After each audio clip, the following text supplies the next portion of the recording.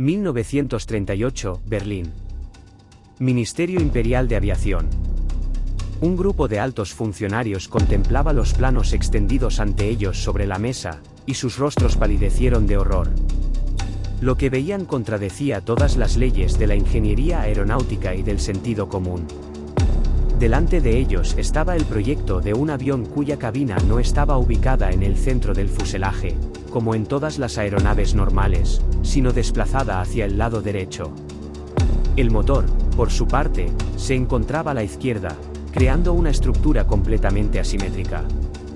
Uno de los funcionarios se agarró la cabeza y exclamó que ese aparato jamás podría despegar, que se volcaría de inmediato y mataría al piloto.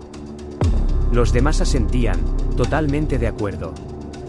Pero el autor del proyecto, el ingeniero aeronáutico de 40 años Richard Bock, se mantenía frente a ellos con el rostro pétreo y una determinación inquebrantable en la mirada. Este hombre había pasado por las trincheras de la Primera Guerra Mundial, había volado en frágiles aeroplanos sobre campos de batalla, y no era fácil derrumbarlo con palabras. Bock era conocido en los círculos aeronáuticos como un innovador obstinado. Alguien que nunca seguía los caminos comunes y siempre buscaba soluciones revolucionarias donde otros solo veían enfoques tradicionales. La historia de este increíble avión comenzó unos meses antes, cuando el Ministerio Imperial de Aviación anunció un concurso para crear un nuevo avión de reconocimiento monomotor. Los requisitos eran estrictos: debía llevar una tripulación de 3 personas, ofrecer un excelente campo visual para observar territorio enemigo, y al mismo tiempo ser rápido y maniobrable. El ministerio recalcó que el avión debía ser monomotor, para simplificar la producción y reducir el consumo de combustible. Se invitó a participar a las principales compañías aeronáuticas de Alemania, Arado, Focke-Wulf y algunas otras.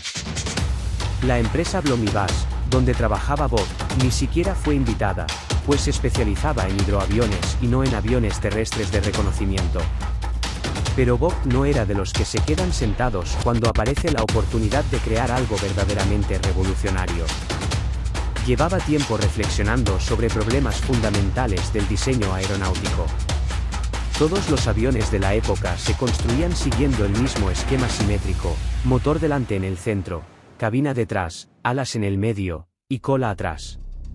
Aunque parecía lógico, Bock veía muchos defectos en esa disposición. Primero, los observadores se sentaban detrás de un motor voluminoso que les bloqueaba la visión frontal y superior. Segundo, la hélice generaba potentes corrientes de aire que golpeaban los mandos y desestabilizaban el vuelo. Tercero, y lo más interesante, el par motor tiraba constantemente del avión hacia un lado, obligando al piloto a corregir la trayectoria sin cesar.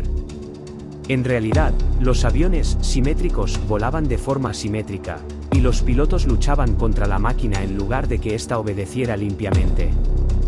Bock se preguntó: ¿y si construimos un avión asimétrico en su estructura, pero simétrico en su comportamiento en vuelo, y si desplazamos adrede las partes del avión para compensar todos esos problemas? El propietario de Blomibus, Walter Blom, fue uno de los pocos que no consideró la idea una locura. Era un empresario visionario que creía que el futuro de la aviación estaba en el transporte civil después de la guerra. Los encargos militares eran solo una fuente temporal de ingresos. Soñaba con que sus hidroaviones sustituyeran ferries y buques de pasajeros y conectaran continentes. Por eso siempre apoyaba la innovación.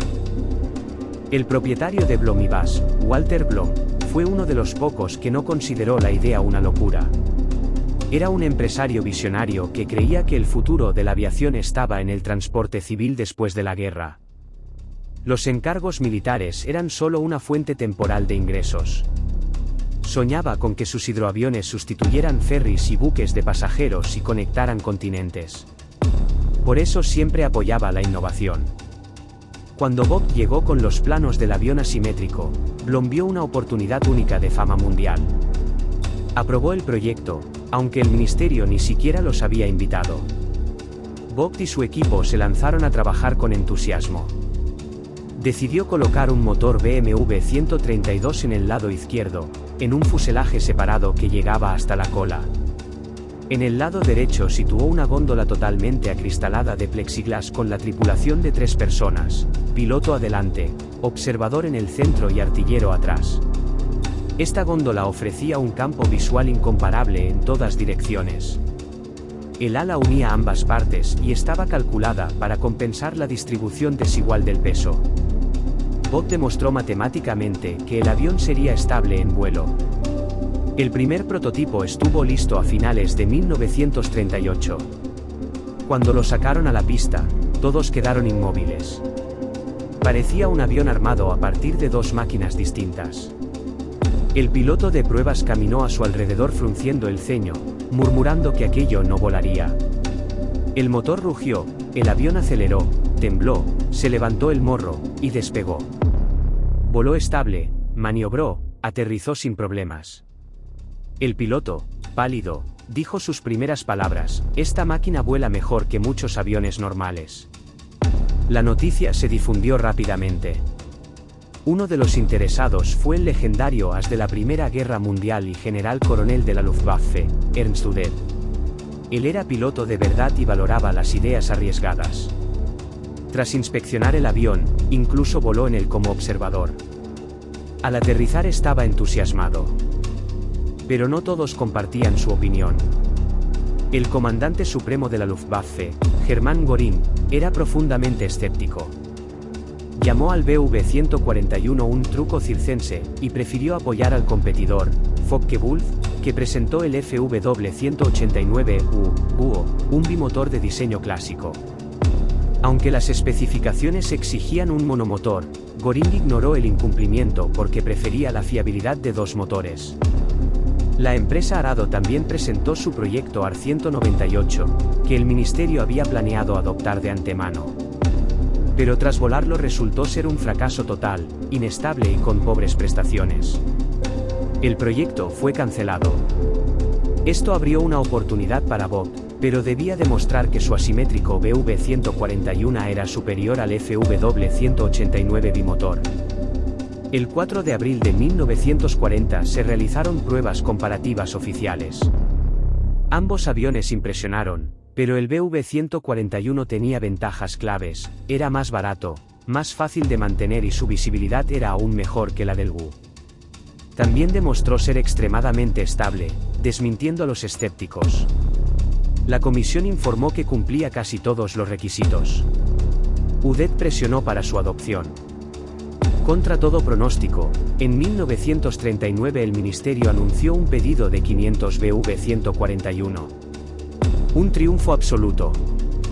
La empresa se preparó para la producción masiva, ampliando instalaciones y contratando personal.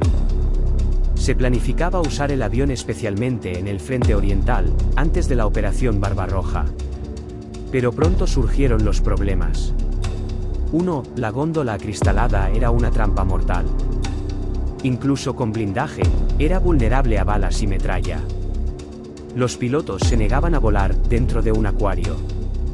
2. Problemas aerodinámicos. El timón sufría exceso de presión por turbulencias generadas por la asimetría y el flujo de la hélice. En vuelos largos agotaba a los pilotos. 3. Peso creciente. Al añadir armamento y equipo, la góndola derecha empezó a ser demasiado pesada. Hubo que alargar el ala, lo que aumentó el peso total y redujo la velocidad. Cada solución creaba nuevos problemas. Aún así, en 1941 se construyeron varios prototipos y una pequeña serie A. Luego se diseñó la versión B, más potente, con motor BMW 801 y una cola aún más asimétrica, eliminando la parte derecha del estabilizador para mejorar el campo de tiro. El avión parecía aún más extraño. Se construyeron 12 unidades de la versión B. Era más rápido, pero seguía siendo vulnerable, caro y difícil de fabricar. Cada pieza era única y no intercambiable. Entonces vino el golpe final.